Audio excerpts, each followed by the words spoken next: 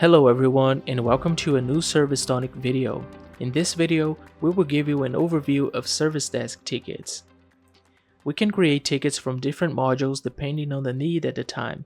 ServiceTonic offers the following options. A standard ticket is the most commonly used method. To create a ticket, locate the menu and go to Service Desk, then select Create Ticket, or you can use the shortcut Alt+T. As we can see here, this option opens a pre-configured ticket template where we can proceed with the complete creation of the ticket. You can add the contact, the initial action, and all the necessary field values. For example, if we access the ticket details, we can set the ticket type as an incident and choose a dependency such as hardware with a subcategory like laptop.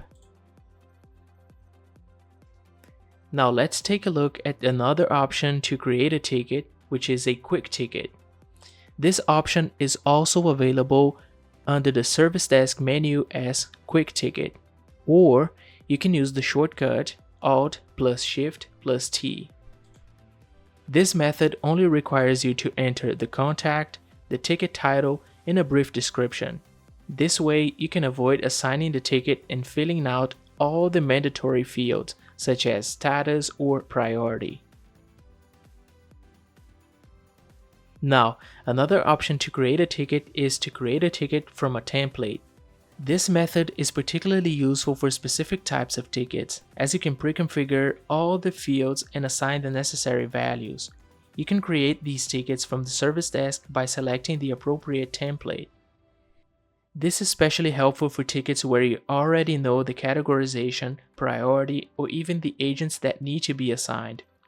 For example, we have a template here for password reset, which comes pre-configured with a normal priority, an assigned status, a title, and all necessary details.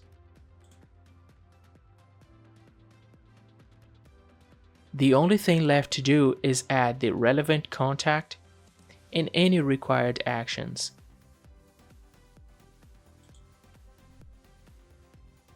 And this concludes the overview of Service Desk tickets.